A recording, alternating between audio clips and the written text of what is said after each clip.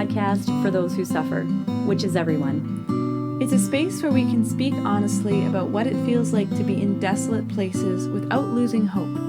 Welcome to In the Thicket. There's a tension that exists between what we know we were created for, which is holiness, a deep relationship with God, and the imperfections and limitations and sins that are part of our life. It can be easy to feel really frustrated and to feel like we should be better than we are. And that's what we're talking about in this week's episode. We hope it's helpful for you. God bless. Hey, everybody. Hello, everybody. Hi, guys. I'm Rachel, and I'm here with... I'm Erin. And I'm Nicole. Yay. And we are the In the Thicket podcast ladies. And just in case you're new, welcome to all the people who are new listeners. If you're just joining us, we are super pumped to have you here. And if you are, tuning into a podcast on suffering, you are like a special type of person that we're already like excited that you're here and we're already close friends. So, that's right. Yes. And to all those who are new, we have a fourth member of our podcast team. We have a secret prayer partner who listens to our episodes to make sure we're not dummies, and who also prays for all of the things and prays for all of you. And we pray for all of you too. So, yeah. Yep. So welcome. Yeah, we are. And I love doing this, but like in podcast world, we just recorded an episode. So I'm not going to ask you guys how you are because, well, actually, we didn't really talk about how we are all doing in the last episode. We talked about the weather. So let's talk about how you guys are. Nicole, how are you? What's going on? Yeah, I'm doing pretty well. So I'm kind of in the swing of teaching. I'm a music therapy professor at Belmont University in Nashville. And so just teaching courses, which is great. But also I am working on PhD stuff and really pushing hard to try to finish up my dissertation and defend sometime in the summer. So it's kind of like I switched gears, like during the week, I'm trying to really do school stuff. And then end of the week and the weekend, I'm really trying to work on dissertation. So it's a lot, but it's like good. And I'm grateful for all the things. So just that's kind of what I'm just kind of in it, just kind of going. Yeah. It's busy, but it's good. I get that. What about you, Erin? How are you doing? Yeah, I'm good. Sorry, I just for some reason had this interaction that came into my brain just at this exact moment. Great. I'm good. Today is good. I have fibromyalgia. It's been like really up and down lately, and I've had some big things happen in the last little while. So I'm like, I feel like for the last little while has been like, when you're really busy or like stressed or something, and then when that thing is resolved and then you get sick, I feel a little bit like my body is like, okay, we're just going to only allow you to function for approximately 2 hours today. And then we're going to chill the rest of, which is okay, because I know it gets better. So, but it's just kind of that season for me. But the thing that was making me laugh, I don't know why this popped into my head, was like, I went to mass today because today we're recording on the World Day for Consecrated Life, which is fun. I'm a consecrated virgin, and so I was like, I have to get to mass, and I was blow drying my hair with this stupid thing. You can listen to our episode on obedience if you want to know. It was the God wink for that. And then I realized what time it was. I was like, no, I gotta get to mass. And then so I got in the car and I'm like, there's no way I'm gonna get there because it's starting to be rush hour and da-da. Anyways, I got there right at the beginning of it, which was great. So I was like, that was a little gift. And then I walked outside and I don't know what it was. I don't know if the guy, because there's a homeless guy who hangs out after mass, and I was just like chatting with him for a second, and then I was walking, and then there was this guy who was walking towards me, and he said one word, and he was like smiling really big at me. So it wasn't rude and it wasn't like sketchy, but I have no idea what he said. So then I just gave a polite nod and smiled back at him. And I think maybe he might have, gosh, I can't even remember. I don't even know, like smoke or like, I don't know. I'm just said a making random it up word now. while He just smiling said at you. a random word while smiling at me. So it seemed very genuine and well-intentioned. So if that was you, if you are listening, the guy who's smiled at me and said a word, you can send us a message. Anyways, that's how I'm doing. That's cool. Wow, Great. that's interesting. Yeah, that's I great. love that. I have like cousins from like different parts of the world, and like so I have some cousins in England, and like they were British, and so they have British accents, and sometimes they come to Canada to visit family, and it's really funny because they totally, you know, like they totally take advantage of the fact that sometimes people don't understand what they're saying and just say, yep, like Nice.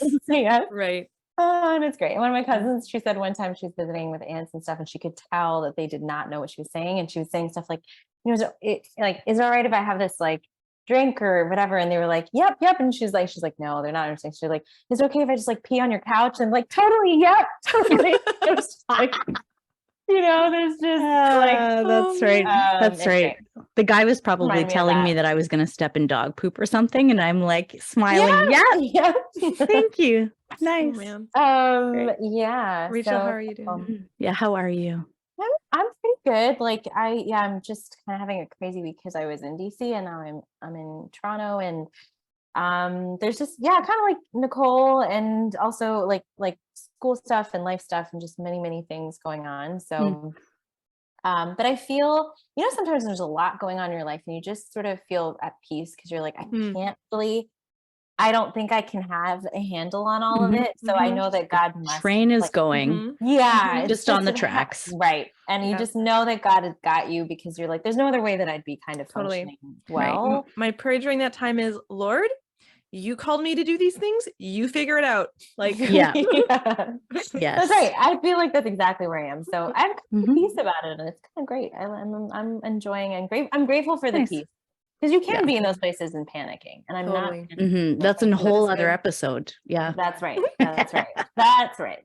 And that's not this episode, because this episode we are talking about. Actually, what's the name of this episode, Erin? You just told me. Oh yeah. Ooh, I feel like I should be better than I am. I should be better than I am. That's it. That's what we're talking about today. So if you've ever thought that, this is an episode for you. We have all three. As soon as Erin said that, she's like, it's like this phrase, and then we both went, oh, like that's real. That's a real feeling. Also, this is completely random. I just want to show you. I'm wearing little fork earrings today. Oh my gosh, they're cute. No one has commented on them, so I need you to notice them. Because you can see them from far away. Like they look like cute, but you can't tell look like forks. Yeah, that's so fun. They're from a little town south of Nashville called Leaper's Fork. So they sell little fork earrings. Anyway, they're very cute.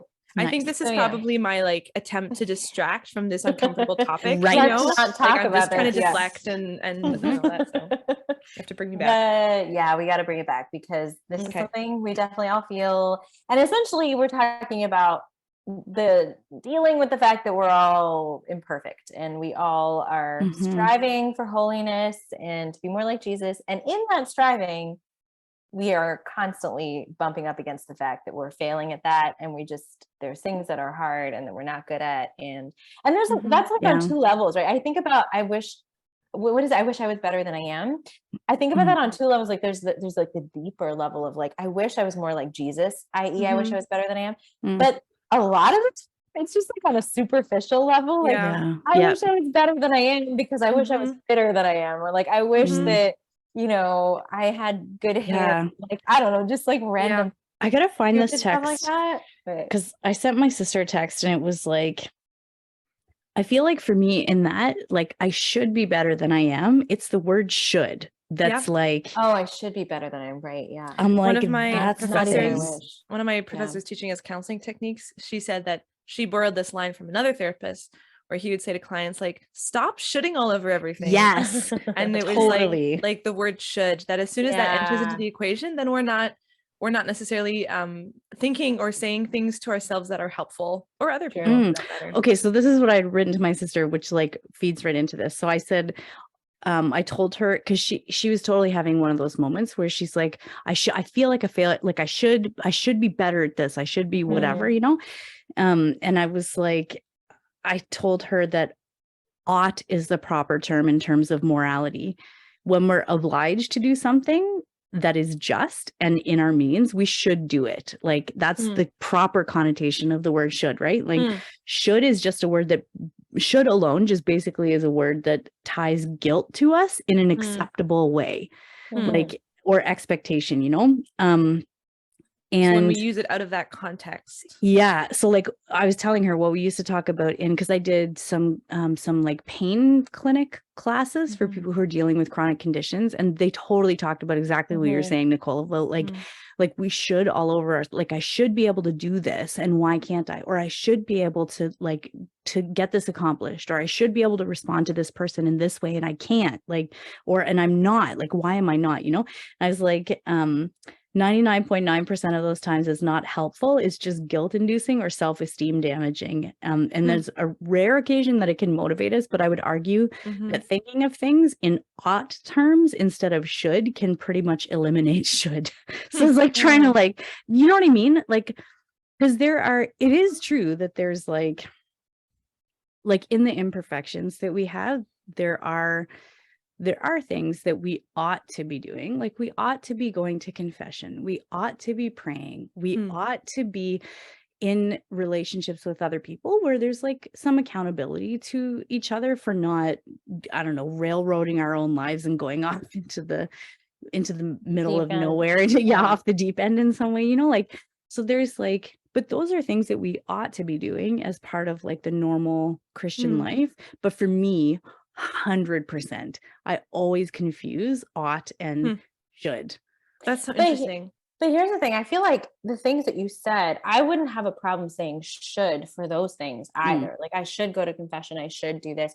Like, I think like for moral things that are like, sort of in a way helpful guidelines, should is not such a harmful thing in that, like, because it's not really a personal thing. It's like, these are things that everybody should do, you know, like, it's not just me specifically. It's like, these are good shoulds in a way, you know, or good oughts. But even ought, I think, or should, like, there's areas in which like that's just not the right way. Like, I mean, because both are right in the sense that, like, okay, let's say in just, you know, I don't know, I'm like trying to think of a virtuous thing. Like, I ought to be less greedy, you know, or I should be less greedy. Like, it means the same thing. And it's not true. It is true, because that's a moral question. But when then it points to a certain situation in my life, like, I should be better at eating, you know, like differently, or I should be,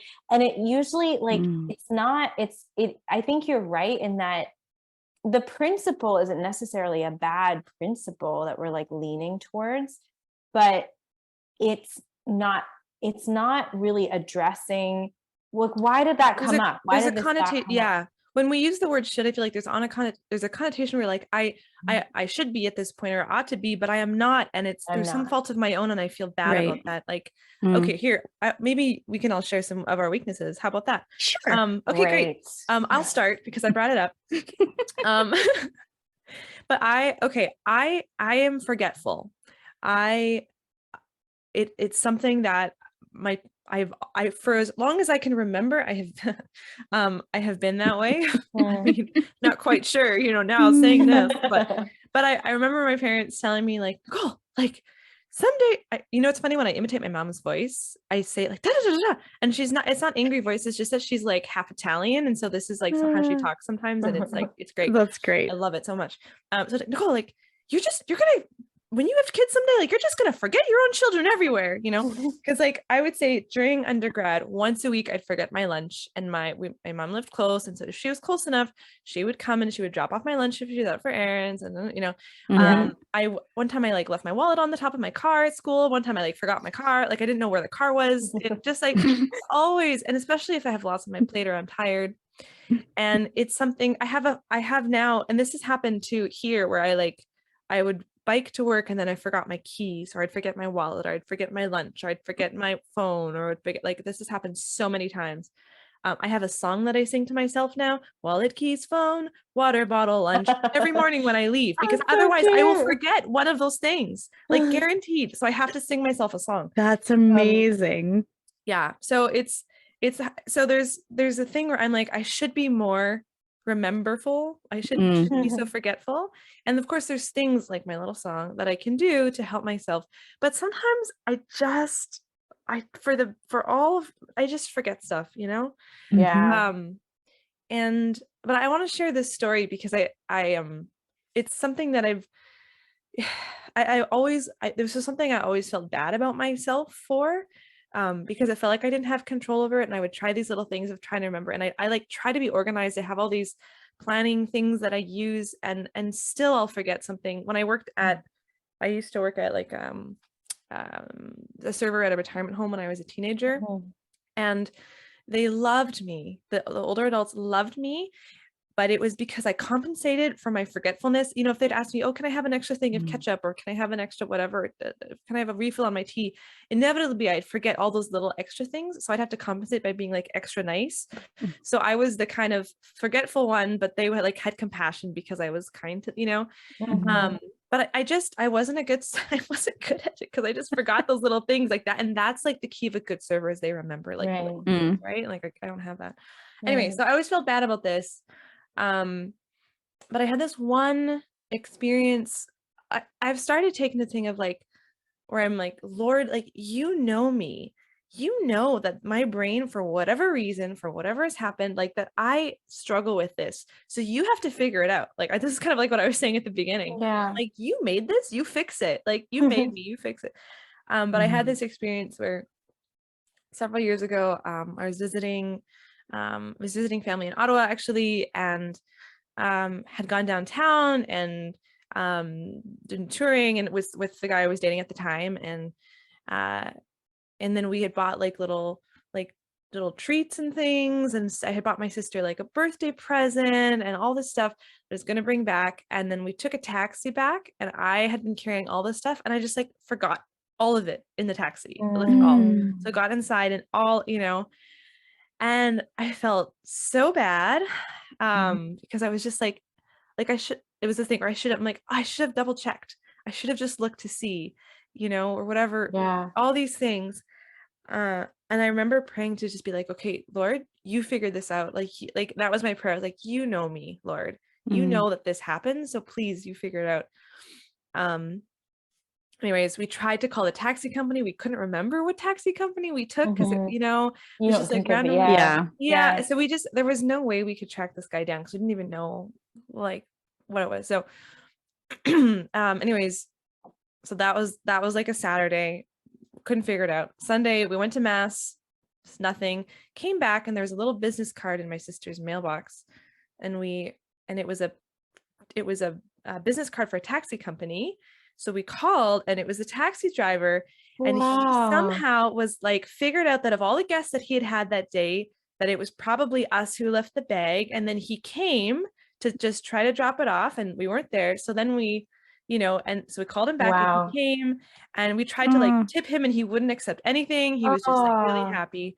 So it was just this beautiful thing. And then the crazy thing was like 2 days later, and the guy I was dating at the time had to take a taxi because he was leaving before I did. And I remember him like texting me and being like, so I took a taxi to the airport from, you know, this hotel that I was staying at. Guess who the taxi driver was? That's so funny. All the taxi drivers in Ottawa, it just happened to be the same guy, right? And so it was just, that was I think the first time with this particular thing of this forgetfulness, where I just really gave it to the Lord and was like, this is my best, Lord, and I know that my best is not good enough and that I should be better. But I am going to lean into you, and that he did kind of.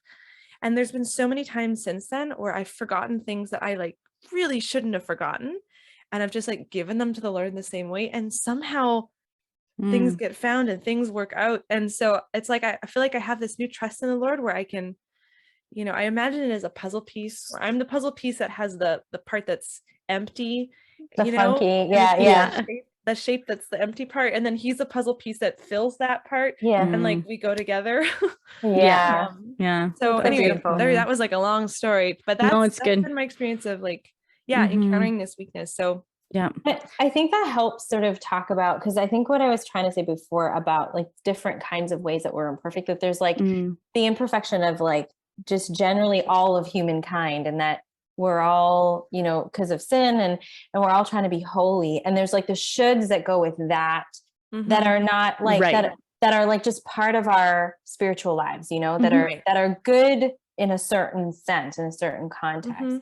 But then there's like the should that just goes with like the imperfections that we haven't really chosen, that aren't necessarily sinful, but there's still imperfections, like and this. They still affect other people in a They negative affect way. other people, exactly. And we want to improve on them, but it's not like sinful things that we're necessarily choosing, just like part of our sort of brokenness that we're, or whatever it is that however it kind of works out to be that way, a weakness that we're just struggling with. But then the evil one can come in with a should in that context and just make us, instead of leaning on the Lord in trust, make us just despair about who we are at our core or something like that, you know? And those are two different kinds of contexts. I feel like because for me that I think is what has been helpful for me about thinking about a should and an ought, is because if I'm looking at the things that I should be doing in my spiritual life or whatever, like I feel this all the time. Like I'm a consecrated person. My life should be prayer, quote unquote, right? Excuse me. I actually had a couple of Cheetos and now I have very orange fingers, if you can see that. But it should be that, right? But also I have a chronic illness, like that affects my cognition and my fatigue. And so it's not actually always possible for me to do what I would like to, or what I think I should be doing in terms of prayer, what my prayer life should look like, or because we pray with our brains. Yeah, exactly. All of those things. And sometimes it's even difficult for me to like sit and like do nothing in prayer, even if I'm even being with the Lord or whatever. Like sometimes it's just, I can't do that because I'm in pain, or I can't do that because it's a hard thing to describe, like, but the brain, like with the cognitive stuff, it's like almost more distracting, or there's too much stuff coming at me in silence with the Lord than there is if my brain is able to focus itself on one thing. So then that means that I need to pray by doing spiritual reading only, or by doing, so it's hard to like sometimes to meditate, or right. So then it's been like, because when I think about what I ought to be doing, then I'm like, that is tied to what's in my means to do.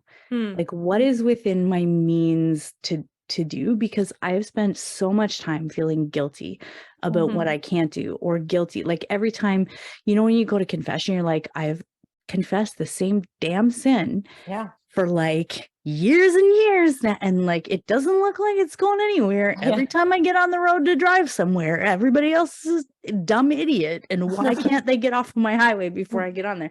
Like, and that's just an extreme example, right? But honestly, for 100,000 years, I have like, I always, whenever I'm on the road, I'm like, I just want to go.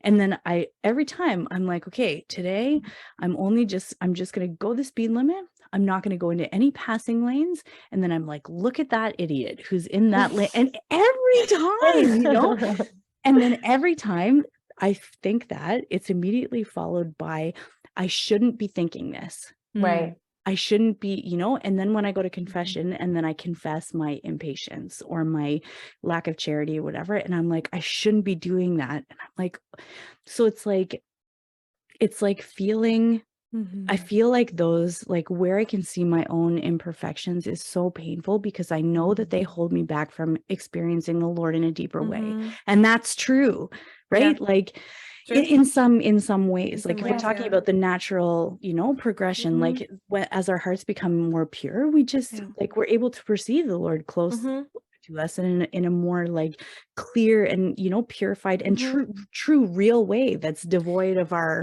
you know. And then, okay, so then what is this paradox? And Rachel, I also want to hear about your weaknesses too. Yeah, we have to delve into your heart. Oh, dang. I was like, shoot. I was like, skip me. That's totally fine. I'm okay with that. But I'm thinking about Saint Thérèse of Lisieux, who totally, me too. Right, Brainwaves. Who said the Lord loves us not in spite of our weaknesses, but because of our weaknesses. it's our weaknesses that draw him into love Mhm. of us.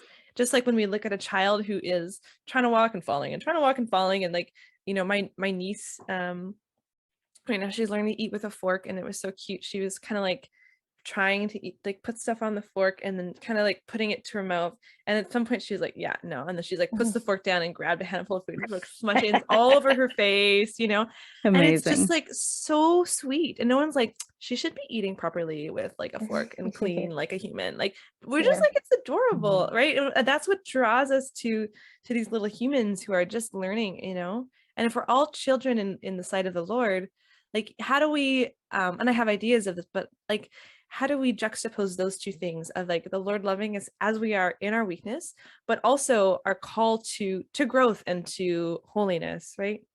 Mm-hmm.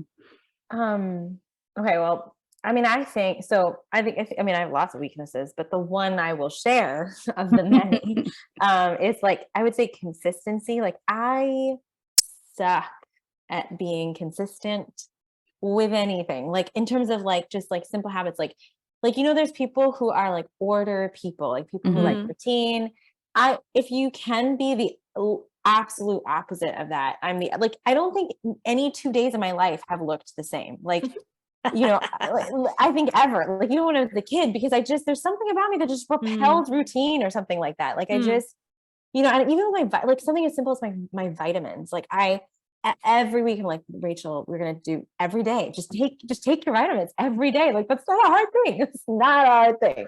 And I swear I forget, like there will be like in a good week, I'll still forget 2 days out of that week because I don't know why. I can't even explain it. So it's like, I'll get up and instead of taking my vitamin B, which I usually take in the morning, usually in quotes, like I will forget it and I will get into my reading and it is a bit maybe absent-mindedness or something like that or whatever. I don't know. But the point is, like, that is something I struggle with big time.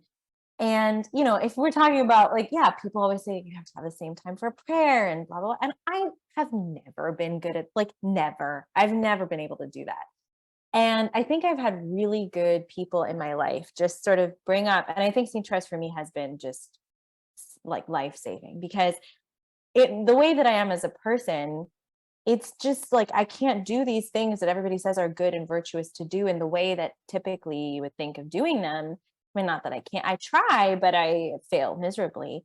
And yeah, this whole idea of like, I think so what I have learned to do through the help and instruction of others is just bring the Lord into the moments of imperfection rather. So like when I wake up, just like constantly dialoguing with the Lord, just always talking to him.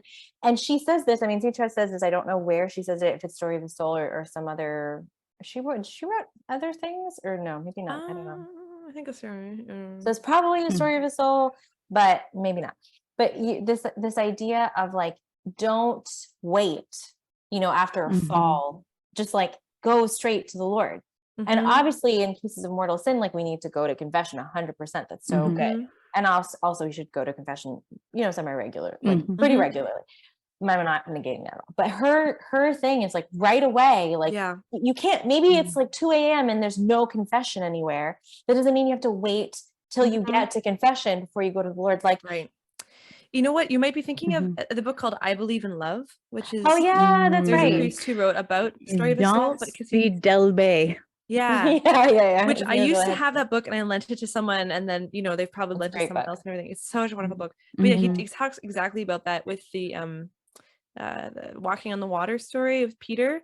And he says that story is less about how like Peter succumbed to the waves, but it's more about how Peter, as soon as he got into the waves and he fell, he said, Lord, help me. Yeah. It's not about failing, whether you're going to trust the first time. It's that once you fall, that you still go right back to the Lord and say, Lord, help me, help my unbelief. Yeah.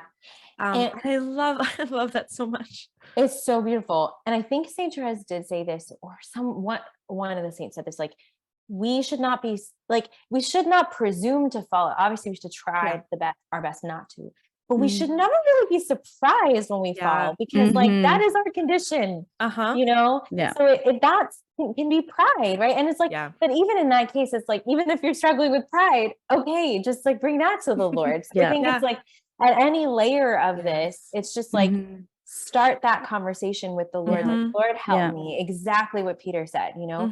Lord, help me. That honestly changed my confessions, was bringing that, like, trying to figure out with my limitations what I should and shouldn't be doing, and what I'm capable of and not, to bring into confession my own like pride, like where I've asked more of myself than the Lord was asking of me, you know? And because that's even like I've always found that difficult, I think, of and that's something that's been coming up for me a lot, is like, we've talked about therapy stuff before. So there's internal family systems therapy, which is the kind of like the mode of therapy, whatever I do. But there's a part of me that is the editing part.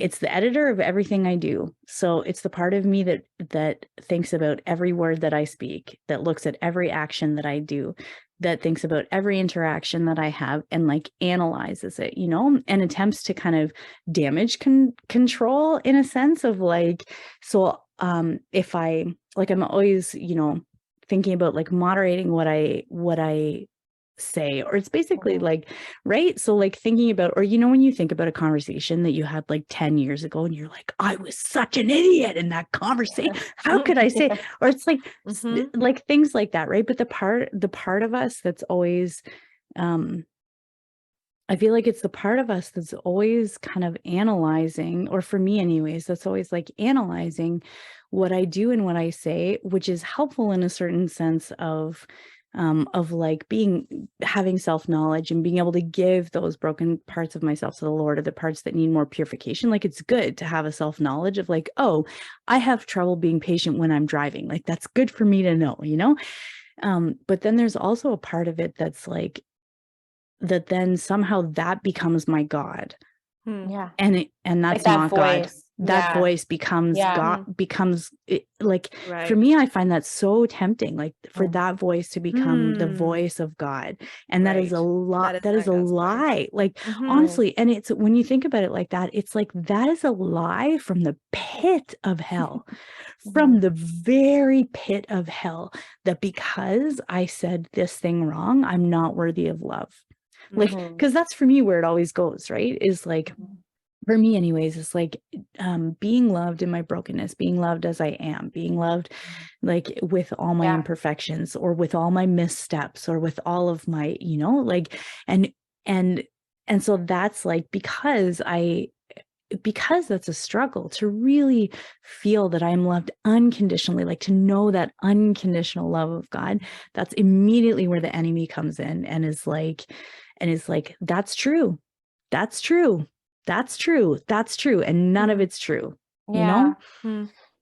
So then what you're saying is actually making me think of a different aspect of this, like, statement, I should be better than I am, where it's like, I should be better than I am. You know what I mean? Where it's like, okay, there's a recognition in this sort of Saint Therese little way forward, where it's like, I can't make myself better. I can cooperate with God, who will reform, transform, heal, and, you know, make it better, make me the person he always intended me to be. But I have agency. I mean, that's really important. I'm not trying to say like we lack, but my agency is not, I'm not the architect. Right. I do not make myself better. You are not the potter. I'm not the potter, but I can be pliable. I can make myself moldable, but or like let myself be molded. It's like when a little child wants to be picked up, right? They have agency, and their agency is to say, you know, up, put their arms up and say, pick me up, right? And I think that is the agency that we have when it comes to these weaknesses, to realize I'm down here and I should be up there. Lord, pick me up. you know, and then we cooperate, right? Mhm. Kind of like, you know, kids sometimes when they're picked up, they do not cooperate with being held, and That's they go like slumped, and then you're like, oh my gosh, like, how did you do this? Now you have to, right? So like we cooperate with being held, but we're still the ones that were being held, right? So I think it's in Saint Therese called it her like secret, what does she call it? Her Like secret elevator. shortcut to elevator to heaven, right? It's just like, is Jesus' arms. Yeah. know? Yeah. Well, and I feel like it's also, it's one of those things that can be different for all of us, right? It's like how the Lord, like, what is the particular way? Like, I think I was talking a few episodes ago about like just praying about like all of these things, that it's not what I do. It's not because of what I do that the Lord loves me. Okay. So that's, if it's not what I do, then it's my heart. Like, he loves, you know, who I'm, whatever, but I have nothing to give him. And my heart is a stinking goop, messy, whatever. And then, but it's for me, that idea of it's my poverty, you know, like exactly what you're saying, like that actually it's my littleness, it's my inability, it's my need for him that actually is the thing that attracts, you know. So that's one of the things that I felt really helpful, is like in those moments, exactly like you're saying, like, or of you sin, or you experience this imperfection or whatever, and like giving it to the Lord. For me, it's through that lens of like poverty, of like, I have nothing. I have nothing with, like, I cannot do anything. I cannot give you anything. The thing that I'm doing right now, or whatever, however I'm sitting or experiencing my own limitations or whatever, is like, I can't do anything. I can't do anything. There's, you know, that's good. It reminds me of the scene from Little Women, where so Jo March, she falls in love with this professor guy, and he doesn't have a job and he doesn't have any money, and so he's at one point like, he's telling her that he loves her, right? But he says, you know, I love you. He's like, but I have nothing to offer you. My hands are empty. And she goes and she puts her hands in his hands. She's like, they're not empty anymore. And I always thought that's so beautiful. Like, that's the Lord where we go, like, Jesus, my hands are empty. And then he gives himself to us and says, no, you're not empty anymore. You've got me. Right. That's right. There's also another thought that I had when you were sharing, Erin, which was like, I also find it really helpful to sometimes just to let God love me, like not even to think about why it is that he loves me, but just to re-encounter the fact of his love. Like, you know, because there's something so, we just did this actually one of my classes, one of my professors was asking us, you know, what is your definition of like morality, or which kind of goes into the should conversation a little bit, or morality of virtue, whatever. And he quoted from, I think it was from, I don't know, some Veritatis Splendor, or where it was from an encyclical. And he said, like, you know, I think it's JP2 saying somewhere, he said, it's a response to the love of God. Like, it's always a response. And so we have to kind of focus on this word response.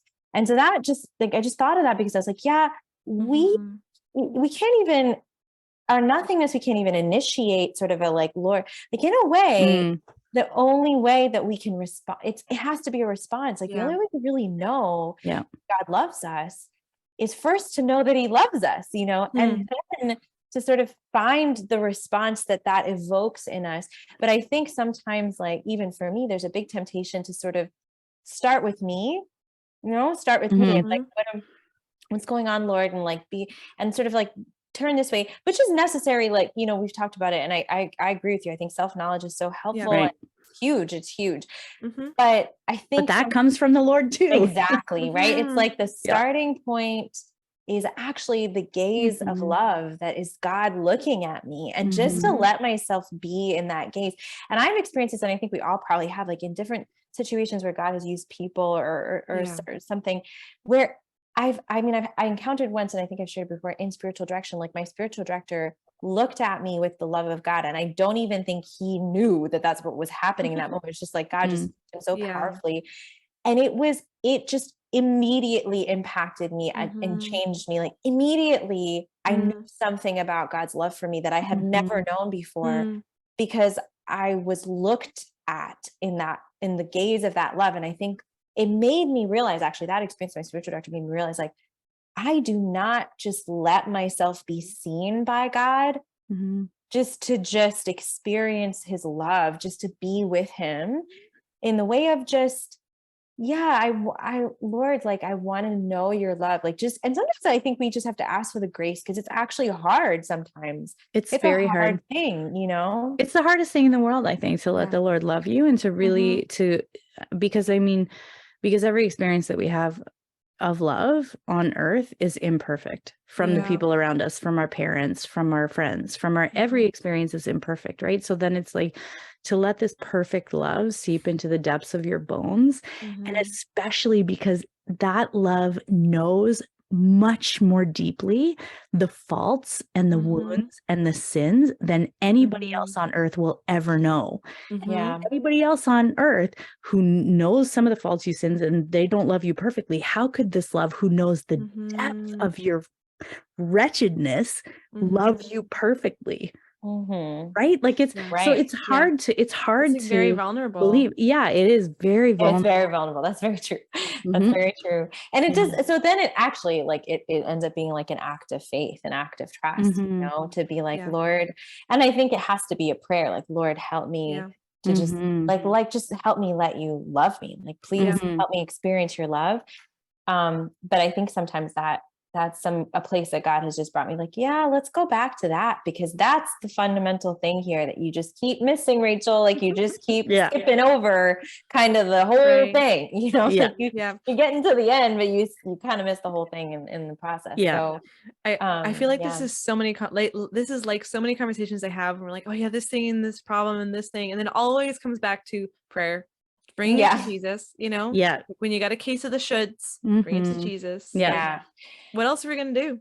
What else are we going to do? And I want to add, because I did bring this up at the beginning, and I don't want to sort of totally leave it hanging, which is like, there's another layer of this where it's like the superficial shoulds, you know, I should be like, I think men and women all experience like, I should be fitter, I should be smarter, I should be whatever superficial kind of thing. But that also falls in the same sort of case the shoulds, go to prayer, because it really, at the base of that stuff too, it's that I'm not lovable. I need to be fitter usually, because like I can't love myself unless I'm the fittest I've ever been, or nobody will love me. Or I mean, you know, I think I keep bringing up fitness because I'm trying to work out right now, and it's like there's a whole schedule I'm trying to figure out. But you know, but like whatever, like eating well, or studying well, or taking your vitamins, or not forgetting things, or anything superficial that you can think of, really is actually quite deep, because it really points to like, I think that I'm too imperfect to be loved. Like, that's really what it is, you know? So I feel like it puts the focus on what's like, what is external, like even because even it can touch on deep things. Like I found cognitive stuff really challenging lately. And so I'm like, I should be able to record a video. I should be able to do this editing thing. I should be able to.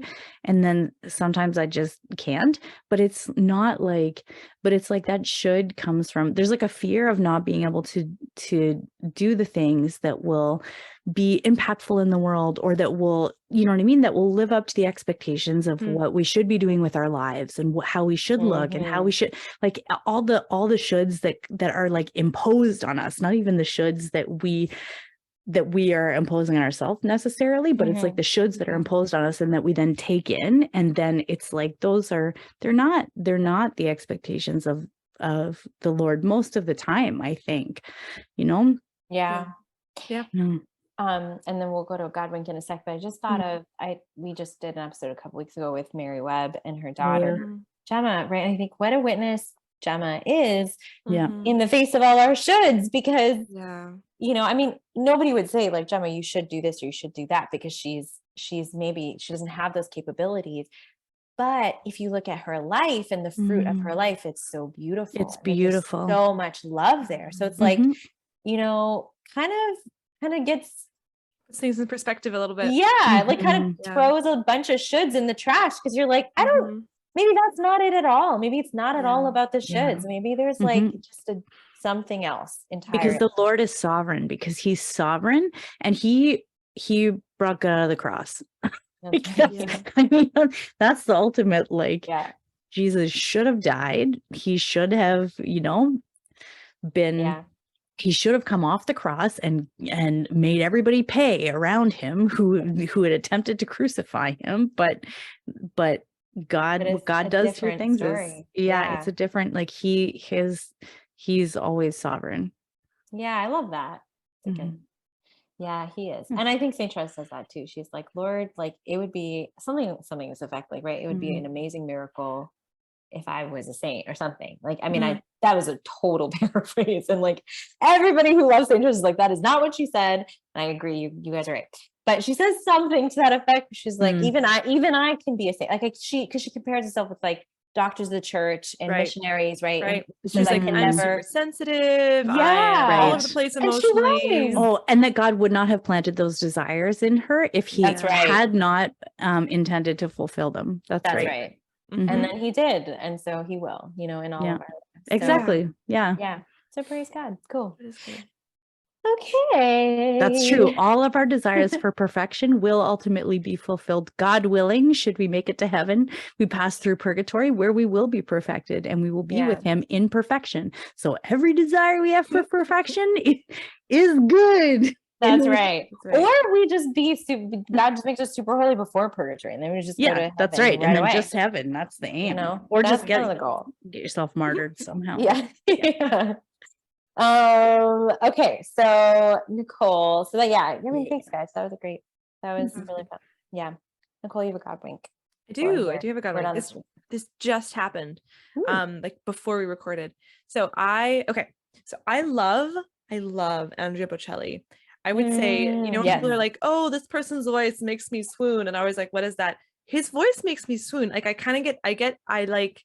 lose track of reality. Yeah. He's your Elvis. He's your Elvis. Celebrity crush. Yeah. He's your celebrity crush, right? He is. Something like that. Yeah, I think I've said that he's my celebrity crush before on the podcast. So anyway, he's coming to Nashville next week.